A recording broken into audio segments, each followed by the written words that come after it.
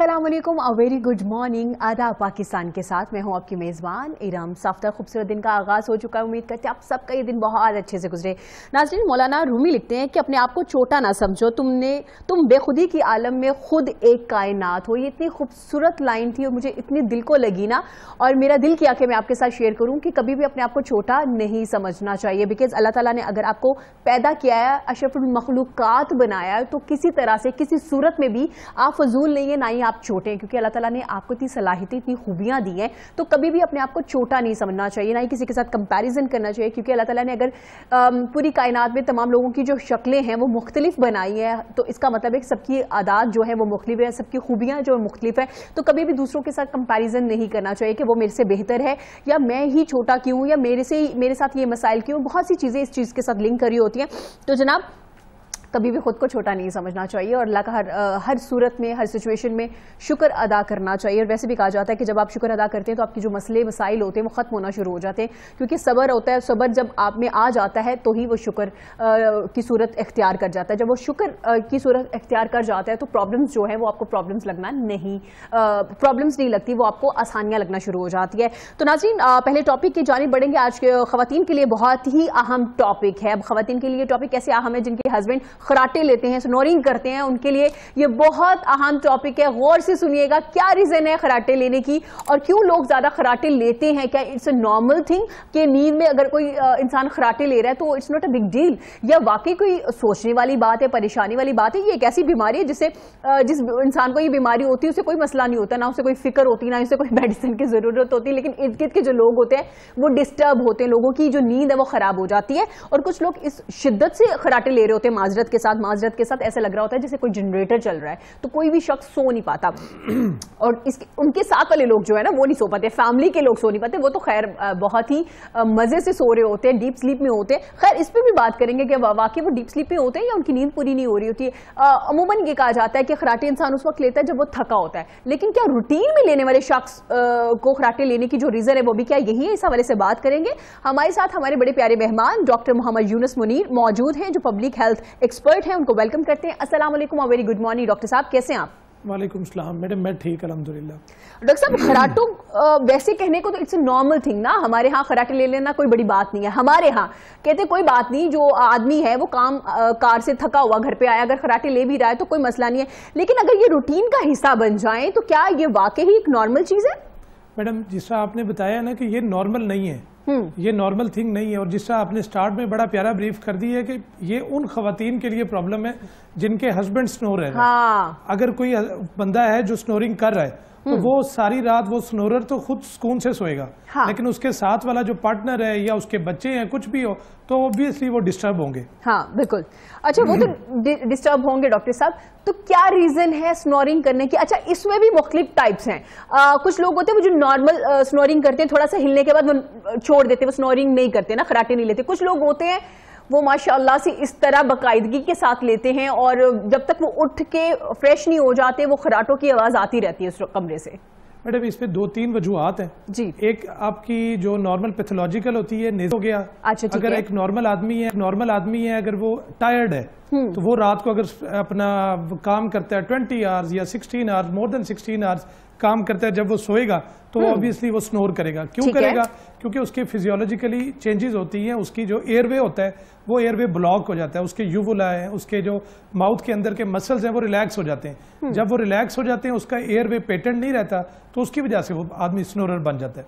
और इसके अलावा जो दूसरा पैथोलॉजिकल है उसके अंदर नेजल ब्लॉकेड है, कई चीजें हैं, आदमी अपना इवन ब्रश नहीं करता, उसकी पेटेंसी ठीक नहीं है, उसकी पिलो की पोजीशन ठीक नहीं है, उसकी वजह से भी वो स्नोरिंग करता है। अच्छा, अगर आपकी पिलो की पोजीशन या पिलो जो होता है, अक्सर हमारे घरों में बहुत सॉफ्ट मेडिकेटेड पिलो भी होते हैं जिनको थोड़ा हेडेक का मसला होता है या नेक का मसला होता है, उनको तो डॉक्टर रिकमेंड कर देते हैं ना। कुछ हमारे यहाँ इतने हार्ड पिलोज होते हैं, मोटे से होते हैं, जब आप सुबह उठते हो आपकी नेक जो होती है वो आपका साथ नहीं दे रही होती। तो क्या स्नोरिंग की एक वजह पिलो का ठीक होना भी नहीं है? एग्जैक्टली, आपने बिल्कुल ठीक कहा। पिलो बहुत बड़ी रीजन है। जितना पिलो का एक साइज होता है हर आदमी का, मेल फीमेल का, जितना उसका शोल्डर का साइज है उस हिसाब से उसका पिलो होना चाहिए। अच्छा, ठीक है। जिस तरह आपने बताया कि पिलो हार्ड है और अगर पिलो सॉफ्ट होगा, नेक की, इसको हम कहते हैं थायरोमेंटल डिस्टेंस, ये 4 फिंगर से अगर आपकी नेक फ्लेक्स होगी उसकी वजह से आपकी स्नोरिंग ज्यादा होगी। इन केस अगर आप किसी को ये थोड़ी सी एक्सटेंड कर देते हैं तो उसकी ऑब्वियसली एयरवे उसका पेटेंट हो जाएगा और उसकी स्नोरिंग बेस्ट हो जाएगी। अच्छा ठीक है डॉक्टर साहब, जैसे हमने मुख्तलिफ टाइप्स भी थोड़ी सी डिस्कस की हैं कि कुछ लोग हैं जो नॉर्मल खराटे लेते हैं जो किसी हद तक बेरेबल होते हैं या आप यूज्ड टू हो जाते हैं, कुछ लोग लेते हैं, तो क्या ये कोई बीमारी की अलामत है, कोई सिम्टम्स है कि आप बहुत शिद्दत से खराटे ले रहे हैं और आपको पता भी नहीं चल रहा? मैडम आपकी ना मैं इस बात से एग्री नहीं करूंगा, ये नॉर्मल खराटे नहीं है।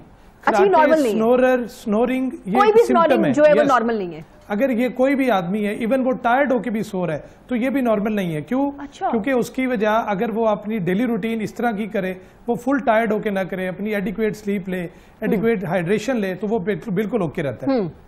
अच्छा ठीक है, आप कह रहे हैं कि ये नॉर्मल नहीं है, चाहे कम ले रहे हैं वो ज्यादा ले रहे हैं, इट्स नॉट नॉर्मल। तो डॉक्टर साहब इसका मतलब है कि अपने डॉक्टर के पास जाना चाहिए, अपने कंसल्टेंट के पास जाना चाहिए, उन्हें बताना चाहिए कि इस तरह से मतलब जो मैं खराटे ले रहा हूँ, खैर खुद तो नहीं पता चल रहा होता, उनकी मिसेज या उनकी मदर या उनकी फैमिली में जो लोग हैं वो जाके बताएं, इसका मतलब है कि इसका ट्रीटमेंट होना चाहिए। एग्जैक्टली मैडम, आप बिल्कुल ठीक कह रही हैं। इसके लिए सबसे पहले आदमी अपनी सेल्फ मेडिकेशन, जो आदमी अपनी सेल्फ असेसमेंट कर ले कि आया मेरे में क्या इशू है, मेरा पिल्लो ठीक नहीं है, मेरी नींद अपना स्लीप एडिक्वेट नहीं है, मेरी कोई लाइफस्टाइल है, मैं ओबीज तो नहीं है, कोई उसकी हाइड्रेशन या उसकी कोई डाइट है उसमें प्रॉब्लम तो नहीं है। अगर वो उसको ठीक कर लेता है तो उसकी स्नोरिंग बेस्ट हो सकती है, स्नोरिंग कंट्रोल हो जाएगी। अगर उसकी वो खुद नहीं कर सकता तो ऑब्वियसली उसने डॉक्टर के पास जाना है, स्लीप स्पेशलिस्ट हैं पाकिस्तान में भी हैं, तो वो उसको गाइड कर देंगे। ये एक सिम्टम है जिसके पीछे एक डिजीज होती है ऑब्स्ट्रक्टिव स्लीप एपनिया, और ये आगे वर्स कर जाती है। आदमी समझता है कि ये स्नोरिंग जो है, ये जिस तरह अभी आपने बताया कि ये नॉर्मल है, ये नॉर्मल नहीं है, ये एक डिजीज का सिम्टम है। तो उसके अंदर होता ही है कि जब एक आदमी सो रहा है, उसके रूम की ऑक्सीजन है, उसका एयरवे पेटेंट नहीं है, ठीक है, उसके अंदर प्रॉपर ऑक्सीजन नहीं जा रही, तो ऑब्वियसली वो डिजीज हो रहा है। ठीक है डॉक्टर साहब, सुनने में ऐसा आता है, आप मेरी करेक्शन भी कीजिएगा प्लीज, कि क्या जो लोग ज्यादा स्नोरिंग करते हैं उनमें ज्यादा चांसेस होते हैं हार्ट अटैक के उन लोगों में? एग्जैक्टली आप बिल्कुल ठीक कह रही हैं। उनके अंदर कोमॉर्बिडिटीज के होते हैं, उनका लाइफस्टाइल होता है, उनके अंदर जिसको आप दूसरी जुबान में बोलते हैं चिड़चिड़ापन ज्यादा होता है। क्यों? क्योंकि उनकी स्लीप बेहतर नहीं है। स्लीप खाली ये नहीं है कि आपने सोना है, आपकी बॉडी रिलैक्स होनी है, आपके मसल्स रिलैक्स होने हैं। जब आप ओवर टायर्ड होंगे तो आपकी स्लीप बेहतर नहीं होगी, तो ऑब्वियसली कुछ टाइम स्नोरिंग के बाद आदमी खुद ब खुद अवेक हो जाता है, उसकी स्लीप डिस्टर्ब हो जाती है। अच्छा ठीक है, उसको एडिक्वेट ऑक्सीजन नहीं मिल रही होती। इसका मतलब है कि एक तो वो डीप स्लीप में भी नहीं जा रहा, क्योंकि जब तक आप डीप स्लीप नहीं लेते तो आप सुबह जब उठते हैं तो आप लेजी होते हैं, आप बहुत डल लग रहे होते हैं, आप अपने काम पे ध्यान नहीं दे पाते जब तक आप डीप स्लीप में नहीं पहुंचते। तो इसका मतलब है एक तो स्नोरिंग की वजह से प्रॉब्लम आ सकती है, दूसरा ये कि आपकी स्लीप जो नींद है वो पूरी नहीं हो रही, डीप स्लीप में नहीं जा रहे, तो उसकी वजह से भी प्रॉब्लम्स आ सकती है। तो इसका मतलब है पूरा लाइफस्टाइल जो है आपका वो खराटों की वजह से, स्नोरिंग की वजह से खराब हो जाएगा। एग्जैक्टली आप बिल्कुल ठीक कह रही हैं। एक चीज आपके साथ में मैडम ऐड करता जाऊं, कुछ लोग ऐसे होते हैं अपनी ओवरबर्डन है, जॉब के वाले से हैं, किसी काम के वाले से हैं, वो लोग सिर्फ डॉक्टर के पास जाके, क्लिनिक्स पे जाके एक ही करते हैं, डॉक्टर साहब हमारी नींद ठीक नहीं है, डॉक्टर साहब हमारी अपना कोई नींद का इशू है। उन लोगों को वो एक स्लीपिंग पिल्स ले लेते हैं।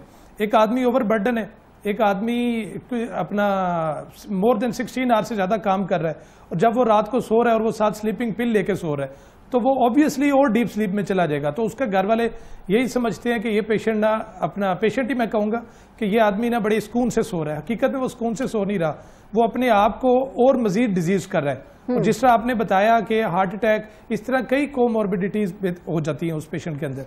और जिस वजह इसकी मेन ये है कि उसके अंदर जो आपकी व्यूअर्स को देख समझने वाली बात है, उसकी ऑक्सीजन सप्लाई बेहतर नहीं होती। हर पूरी बॉडी पार्ट्स में, इवन उसकी हेड टू टो, उसको ऑक्सीजन सप्लाई चाहिए होती है। अच्छा डॉक्टर साहब, अगर आपकी ऑक्सीजन सप्लाई जो है वो ठीक से नहीं पहुंच रही जितनी आपको जरूरत है आपकी बॉडी को, तो आपको पता है कोविड की वजह से सूरत हाल भी खराब है, अक्सर हमें ऑक्सीजन में प्रॉब्लम आता है, सांस में प्रॉब्लम आ रहा होता है, तो वहीं पे अगर कोई शख्स स्नोरिंग का भी उसको वो मतलब एक बीमारी है, मैं तो इसको बीमारी कहूंगी क्योंकि आपने बड़े वाज़ेह अल्फाज में बताया, तो ये उसके लिए ज्यादा डेंजरस है।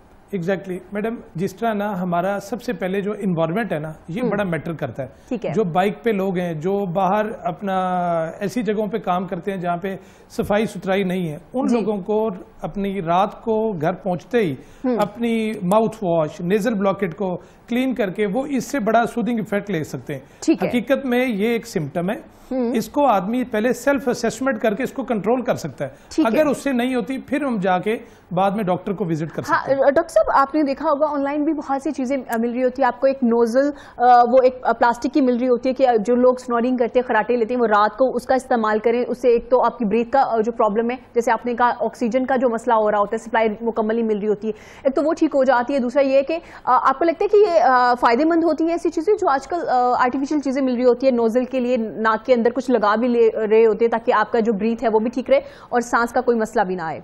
जी मैडम, इसको नेजल डायलेटर कहते हैं। अच्छा, ये नेजल डायलेटर लोग यूज करते हैं। वही बात जिस तरह मैंने आपको बताई कि अपनी जो ऑक्सीजन है उसकी रिक्वायरमेंट है उसको बेहतर करते हैं। मैं आपके प्रोग्राम से एक और चीज बताता जाऊं। जी जी जरूर। कुछ आजकल जिस तरह मास्क है, कोविड की वजह से, आपने कोविड का जिक्र किया, मास्क की जो बंदा मास्क पहनता है उसको बड़ा टाइट फेस पे बांध लेते हैं। कुछ लोग, कुछ फीमेल्स होती हैं जो वेल करती हैं, हाँ। अपने नाक पे बड़ा टाइट बांध लेती है, उससे ना उसकी डीएनएस हो जाता है। अच्छा, डीएनएस बोलते हैं डेविएटेड नेजल सेप्टम को। ठीक है। उनका जो नोज होता है वो सीधा नहीं होता, वो किसी लेफ्ट या राइट की तरफ हो जाता है।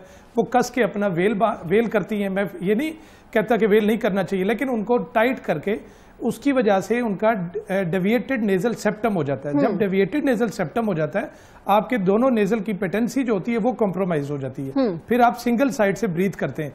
उन पेशेंट्स को जो आपने जिक्र किया उनको फिर नेजल डायलेटर लगाते हैं। अच्छा डॉक्टर साहब, इसमें हमारे यहाँ विंटर जब आता है कि बहुत से लोग ऐसे होते हैं जिनको दमे का प्रॉब्लम होता है, वो ज्यादा होना शुरू हो जाता है, और या डस्ट वगैरह की वजह से अगर वो शख्स स्नोरिंग भी कर रहा है और साथ उसको दमे का मसला है, तो उसको तो फिर फौरन ही डॉक्टर के पास जाना चाहिए, क्योंकि बिल्कुल रिस्क लेने नहीं चाहिए इसमें। आप बिल्कुल ठीक कह रही हैं। किसी भी तरह का पेशेंट, कोई भी डिजीज है या कोई भी कोमॉर्बिडिटी है, इवन कोई भी स्नोर कर रहा है, आया वो एस्थमेटिक है जिसका आपने जिक्र किया, दमे का मरीज है, या कोई भी है जो स्नोर कर रहा है, उसको नॉर्मल नहीं है, उसको आपने नॉर्मल नहीं लेना, उसकी असेसमेंट करनी है। पहले उसकी पिलो असेसमेंट कर दें। एक और चीज होती है आपकी हेड साइड जो होती है, ऑब्वियसली आपने रात को सोना है, हेड साइड आपकी edge compare to foot side वो ऊंची होनी चाहिए। हाँ, बिल्कुल ऐसा है। इन चीज़ों को अगर आप बेहतर कर सकते हैं तो ऑब्वियसली आप कई चीज़ों से बेहतर हो सकते हैं। जिस आपने दमे का जिक्र किया, दमे के अंदर अगर एक पेशेंट है तो ऑब्वियसली अगर वो ये प्रिकॉशंस ले लेता है तो वो बहुत बेहतर हो जाएगा। अच्छा डॉक्टर साहब, प्लीज इसमें भी करेक्शन कीजिएगा। हमारी सोसाइटी में मर्द हजरात जो है वो ज्यादा स्नोरिंग करते हैं एज कम्पेयर टू वुमेन्स। मतलब खवातीन बहुत कोई कम होंगी, कोई एजड होंगी, कोई बड़ी एज की खातून होगी, या फिर कुछ ऐसी खातून होगी जिनको जैसे दमे का प्रॉब्लम है, या फिर ऑक्सीजन का थोड़ा सा मसला रहता है लोगों को, या उनको कोई और डिजीज भी इनके साथ मुंसलिक होगी। तो क्या रीजन है ये जो रेशो है कम और ज्यादा वाली, इसकी क्या रीजन है? ये आपने मैडम बिल्कुल ठीक कहा है। फीमेल जितनी भी है ना, वो पर्सनल हाइजीन उनकी बेहतर होती है। अच्छा। जो मेल होते हैं वो आउटसाइडर बाहर विजिट करते हैं, उनकी पर्सनल हाइजीन नहीं होती। अच्छा, जिस तरह मैंने स्टार्ट में बताया, माउथ वॉश है, बेड टाइम ब्रशिंग है, नेजल ब्लॉकेट को क्लीन करना है, तो इन चीज़ों को ना फीमेल जो होती है वो ज़्यादा करती है। बात आपकी बिल्कुल ठीक है। डाटा जितना भी है वो मेल साइड का है। मेल ओबीज हो जाता है, फीमेल बड़ी कॉन्शियस रहती है कि हमने ओबीज नहीं होना। जब कोई ओबीज हो जाता है उसकी टंग फॉल की वजह से, तो उसके ये सिम्टम्स आते हैं। ठीक है, मतलब मर्द हजरात में ओवरऑल ज्यादा होता है क्योंकि वो बाहर ज्यादा जा रहे होते हैं, काम शाम में मसरूफ होते हैं, तो ऑफ कोर्स उनका बर्डन है वो एज कम्पेयर टू वुमेन ज्यादा होता है। ठीक है, खवातीन भी बहुत ज्यादा काम कर रही होती है। मेरा हरगिज मतलब ये नहीं था, सिर्फ बीमारी को का फर्क वाजे करने के लिए मैंने सवाल किया था। डॉक्टर साहब थोड़ा बताइएगा हमें स्नोरिंग के हवाले से। हमारे यहाँ तो इसको बीमारी नहीं समझा जाता। पहली बात, एक सिंपल सा कह दिया जाता है कि जो शख्स है वो गहरी नींद में चला गया है क्योंकि थका हुआ है। तो अब ये जो अवेयरनेस है हम कैसे पहुंचाएंगे, कहाँ हम इसकी मुहिम चलाएं, किस तरह से अवेयरनेस दें, क्योंकि ये भी तो एक खतरे की घंटी है ना कि आपकी ऑक्सीजन सप्लाई जो है वो रुक जाती है। मतलब कोई भी मसला हो सकता है आपके साथ सोते हुए। मैडम आप भी जिस तरह आप बता रही है ना कि अवेयरनेस, ये जो आप प्रोग्राम कर रही है ये अवेयरनेस ही है जी। अगर कोई पेशेंट या कोई घर का फैमिली मेंबर सुबह उठता है, वो कहता है कि मेरे रात को सर में दर्द हुआ है, या मेरे किसी बॉडी एक्स हुए हैं, या हेडेक है, या बैक एक है, कुछ भी है, वो बताता है, तो उसका जो लाइफ पार्टनर है या उसके जो फैमिली मेंबर है वो उसको ये भी बताए कि आप रात को स्नोर करते हैं, आप स्नोर। सब मानते नहीं है जो स्नोरिंग करते हैं, आपको पता है, वो कभी नहीं मानते। उनकी वीडियोस बना लेनी चाहिए उनको दिखाने के लिए। आप बिल्कुल ठीक कह रही हैं, वो वाकई नहीं मानते क्योंकि वो डीप स्लीप में होते हैं। हाँ जी। और इसी तरह जिस तरह आपने बताया कि कुछ अपना ओल्ड फीमेल्स होती हैं, वो ये बताती हैं कि वो स्नोरिंग करती हैं। हाँ। ये जो स्लीपिंग पिल्स है ना, इनका बहुत बड़ा रोल है। अच्छा। यस, तो आप जिस तरह टायर्ड हो गए, आपके मसल रिलैक्स हो गए, स्लीपिंग पिल भी इस तरह है। जब आपको डीप स्लीप होगी, आपकी टंग फॉल बैक होगी, तो ऑब्वियसली आपका एयरवे पेटेंट नहीं होगा और आपको स्नोरिंग हो जाएगी और आप स्नोरर बन जाएंगे, और ये एक सिम्टम है। अच्छा डॉक्टर साहब, इसका मतलब है जो स्लीपिंग पिल्स कुछ तो मेडिसिन में डॉक्टर्स दे देते हैं ना, कुछ बीमारी से रिलेटेड, ताकि कुछ लोग रिलैक्स कर ले, थोड़ा उनको नींद उनकी अच्छी हो जाए, लेकिन कुछ लोग वैसे यूज टू हो जाते हैं जिनकी नींद थोड़ी डिस्टर्ब होती है, तो वो फौरन से स्लीपिंग पिल लेना शुरू हो जाते हैं। इसका मतलब जो स्लीपिंग पिल ले रहे होंगे या उनकी हैबिट भी ये वाली होगी, हैबिट मतलब इनको ये बीमारी भी होगी खराटों वाली। आप बिल्कुल ठीक कह रही है। जिनको स्लीपिंग पिल डॉक्टर एडवाइस करेगा, ऑब्वियसली वो कोई किसी भी कोमॉर्बिडिटी में होंगे। कोमॉर्बिडिटी मतलब कि वो इस्कीमिक हार्ट डिजीज का पेशेंट है, डायबिटिक है, हाइपरटेंसिव है, या कोई भी उसका, वो सबसे पहले तो अपनी सोशल जो लाइफ है ना उसको मैनेज करे, ऐसी खुद आदत अपनाए कि उसको नींद के लिए स्लीपिंग पिल्स ना लेनी पड़े। ठीक है, मतलब स्लीपिंग पिल्स उनको नहीं खानी चाहिए। अगर डॉक्टर ने रिकमेंड की है तो of course doctor knows very well कि वो आपको किस बीमारी को ट्रीट कर रहे हैं। अदरवाइज खुद से लोग आजकल स्टार्ट हो जाते हैं कि मुझे 2 दिन से नींद नहीं आ रही, तो जाहिर है काम का बर्डन है, फोन ज्यादा यूज कर रहे हैं या कोई भी प्रेशर है, तो नींद आपकी उस तरह से नहीं आती जिस तरह से आपको नींद आनी चाहिए, जितनी जरूरत है आपकी बॉडी को। तो वो लोग जल्दी से डॉक्टर की से मशवरा किए बगैर स्लीपिंग पिल्स लेना शुरू कर देते हैं। अगर वो लेंगे तो उसके साथ बहुत से ऐसे प्रॉब्लम्स हैं जो जन्म लेना शुरू कर देते हैं साथ साथ। तो जनाब आप अवॉइड कीजिए आप ऐसी कोई भी स्लीपिंग पिल्स लेने से जब तक आपके डॉक्टर आपको रिकमेंड नहीं करते। डॉक्टर साहब, अगर लाइफस्टाइल की बात की जाए, आप अगर एक्सरसाइज कर रहे हैं, आपकी डाइट बिल्कुल ठीक है, आप टाइम पे सो रहे हैं, आपका जो बर्डन है ऑफिस का या कोई भी कारोबार का वो आप उसको वहीं पे बैलेंस करके लेके चल रहे हैं, तो 100% या काफी हद तक चांसेस है कि आपकी ये जो स्नोरिंग वाली हैबिट है, ये बीमारी, ये खत्म हो जाएगी या फिर ये कभी होगी नहीं आपको। ये भी बात बिल्कुल ठीक है। अगर एक आदमी अपना लाइफस्टाइल बेहतर कर लेता है और फिर भी वो एटलीस्ट उसमें स्नोरर है, वो अगर स्नोरिंग कर रहा है, उसका एक अपना टेस्ट होता है पोलीसोमनोग्राफी।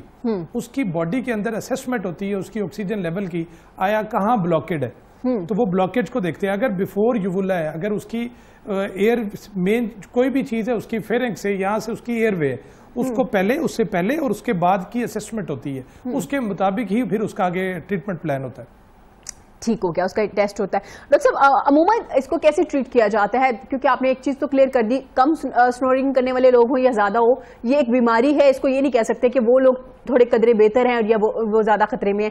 तो इसको डॉक्टर्स किस तरह से ट्रीट करते हैं? जैसे आपने एक टेस्ट को तो बताया, इसके अलावा क्या क्या होता है? क्या कोई मेडिसिन वगैरह दी जाती है या इनके लाइफस्टाइल में कुछ चीजें ऐड कर दी जाती हैं? इसकी मेडिसिन कोई नहीं है, ठीक है। इसकी सबसे पहला लाइफस्टाइल, आदमी का लाइफस्टाइल बेहतर हो गया, हमने एयरवे को पेटेंट रखना है। किसी भी तरह से हमारा एयरवे जो होगा वो पेटेंट है। अगर उससे पहले ब्लॉकेज है यूवुला से पहले, तो उसको ठीक कर लेंगे। अगर यूवुला की बात, यूवुला मतलब जो आपका गला है, फेरेंक्स है, उसकी बात कर रहे हैं, इसकी बैक पे होगी, उसकी मैनेजमेंट हो रहा है। कुछ ऐसे भी पेशेंट्स हैं वो रात को जो अपना ओबीज है, बड़े मॉर्बिड ओबीज पेशेंट है, उनकी टंग फॉल बैक हो जाती है, रात को सोते सोते उनकी टंग सीधी होती है और वो पीछे को मुड़ जाती है। ठीक है। उनकी इमरजेंसी पकड़ के ट्रेकियोस्टमी करनी पड़ती है। हमने वो पेशेंट्स भी देखे हैं, वो रात को बिल्कुल ड्राउजी कंडीशन में आए होते हैं, उन्होंने कहा जी रात को सो रहा था और ये सोते सोते ही फिर उनकी ट्रेकियोस्टमी करनी पड़ती है, आर्टिफिशियल एयरवे डालना पड़ता है। अच्छा, ठीक हो गया। डॉक्टर साहब, ठीक है, आपने बड़ी ही डिटेल में और बड़े अच्छे तरीके से बताया है। डॉक्टर साहब, थोड़ा बच्चों के हवाले से भी बताइएगा, क्या ये बच्चों में भी होता है? एंड सेकंड थिंग, मुझे ये भी बताइएगा, क्या ये इनहेरिटेंट होता है? अगर आपके पेरेंट्स में कोई एक पार्टनर जो है, या आपके फादर हैं या आपकी मदर है, या उन दोनों पार्टनर्स में से कोई एक पार्टनर स्नोरिंग करता है, उनकी हैबिट है या उनको बीमारी है, सॉरी ये आदत नहीं है, ये एक बीमारी है, तो क्या आप चांसेस है कि आपके जो बच्चे हैं उनमें भी हो? ये आपने बहुत अच्छा सवाल किया है। इसके अंदर एक सबसे पहली चीज इनहेरिटेड तो है नहीं, ठीक है। दूसरी चीज छोटे बच्चों की, जिस तरह आपने बड़ा अच्छा पॉइंट है, ये छोटे बच्चों की मदर देखती है और वो कहती है कि बच्चा स्नोर कर रहा है, इसको सोने दो, मैंने इसको डिस्टर्ब नहीं करना। ये आपके प्रोग्राम से मैडम ये बताना चाहता हूँ, जो बच्चा आपका छोटा सा किड है, 2-3 ईयर्स का है, कोई भी स्नोर कर रहा है, सबसे पहले आप उसको देख लें कि आया उसकी, मैं आपको करके दिखाता हूँ, कहीं उसकी नेक फ्लेक्स तो नहीं है, कहीं उसका पिल्लो बड़ा तो नहीं है, तो उसकी एटलीस्ट 4 फिंगर्स, अपनी थायरोमेंटल डिस्टेंस हम इसको बोलते हैं, आपकी चिन से लेकर 4 फिंगर, उसकी जो ही आप एक्सटेंड करेंगे तो उसका एयरवे बेहतर हो जाएगा। कोई बच्चा आपका छोटा स्नोर कर रहा है, आपने उसको नॉर्मल नहीं लेना, आपने ये नहीं कहना। आपने बड़ा अच्छा पॉइंट दिया है कि अगर कोई समझे जी ये बच्चा स्नोर कर रहा है, खराटे ले रहा है, इसका तो बाप भी लेता है, इसका तो वालिद भी लेता है, इसकी तो फैमिली हिस्ट्री है, नहीं, ये इनहेरिटेड नहीं है, आपने उसको मैनेज करना है। उसकी जो गर्दन है उसको फ्लेक्स हुई हुई है, उसका सर मुड़ा हुआ है, तो आपने उसके पिल्लों को बेहतर कर देना है, उसको एक्सटेंड कर देना है। ऑब्वियसली 2 मिनट में आपको उसकी स्नोरिंग खत्म हो जाएगी। उस बच्चे की नेजल ब्लॉकेट को देख लेना है। नेजल शक्कर मिल जाते हैं, छोटे से बल्ब शक्कर के नाम से आता है। छोटे बच्चे होते हैं, कोई जिस तरह फीडर पे होते हैं, दूध पी रहे होते हैं, उनकी नेजल ब्लॉकेज हो जाती है। उसके जो ईयर के साथ यूस्टिशियन ट्यूब ब्लॉक हो गई, नेजल ब्लॉक हो गया, दूध चला जाता है, तो उसकी नेजल सक्शन करके बच्चे की अच्छी रात को पेटेंट उसकी नेजल और ओरल को करके बच्चा सो जाए हेल्दी स्लीप है। ये आपका बड़ा अच्छा क्वेश्चन था। अच्छा डॉक्टर साहब, आपने देखा होगा हमारी माएं जब बच्चा सो रहा होता है ना, फीडर दे रही होती है ना, तो गोद में ले लेती हैं। गोद में लेती है तो बाजू उनका इस तरह के होता है कि बच्चे का जो हेड होता है कभी बिल्कुल डाउन चला जाता है, कभी ऊपर चला जाता है, क्योंकि बहुत से लोगों को मैंने देखा है कि उनके बच्चे के जो मिल्क है ना, दूध है, वो या तो बाहर आ रहा होता है, नाक के थ्रू आ जाता है, जैसे डॉक्टर ने भी बताया। तो काइंडली इन चीजों का खास ख्याल रखा गया। डॉक्टर साहब कोई मैसेज देना चाहें सुनने वालों को? मैंने आपके प्रोग्राम से यही मैसेज जो अभी आपने दी है, कोई भी बच्चा, एडल्ट की बात हो रहा है, कोई भी बच्चा अगर स्नोर कर रहा है उसको नॉर्मल नहीं लेना। हाँ। उसको उसकी पोजीशन बेहतर करें। जो जितने भी छोटे बच्चे हैं उनकी आप पोजीशन से अपना इसकी स्नोरिंग को बेहतर कर सकते हैं। कोई एडल्ट हो गया, कोई ओल्डर एडल्ट है, उसका तो चलो लाइफस्टाइल है, कोमॉर्बिडिटी है, वो ओवर बर्डन है, वो उसकी स्लीप बेहतर नहीं है। बच्चों को एडिक्वेट स्लीप दें, उनका पोस्चर बेहतर करें, हेड साइड अबव करें, और रूम के अंदर एटलीस्ट कुछ हो जाए तो अपनी ऑक्सीजन जो है ख़त्म नहीं करनी। जिस तरह भी आपके अपना सर्दियाँ एंड हो रही हैं, हम लोगों ने हीटर यूज़ करके अपने रूम की जो नॉर्मल ऑक्सीजन है वो भी कम कर देते हैं। अगर आपकी ऑक्सीजन भी कम है तो फिर भी वो एफर्ट करेगा अपनी ऑक्सीजन लेने के लिए। आपके प्रोग्राम से आपकी तरफ से यही मैसेज है कि आपने बच्चों की केयर करनी और अपने लाइफस्टाइल को बेहतर करना है। ठीक हो गया, बहुत शुक्रिया। डॉक्टर मोहम्मद यूनुस मुनीर साहब हमारे साथ मौजूद है स्टूडियो में। उन्होंने आज हमें बड़ी डिटेल में खराटों के हवाले से बताया कि जिस चीज़ को हम बहुत नॉर्मल ले रहे होते हैं, ये नॉर्मल नहीं होता।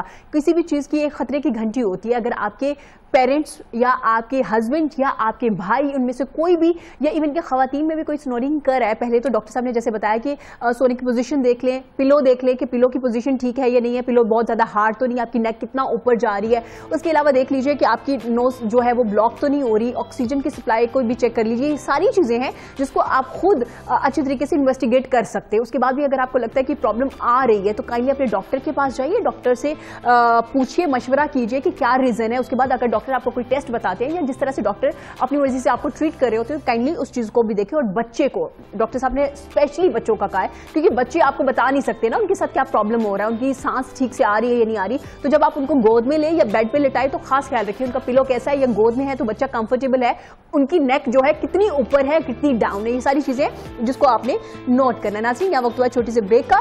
ब्रेक के बाद हाजिर होंगे, देखते रहिएगा पाकिस्तान के साथ।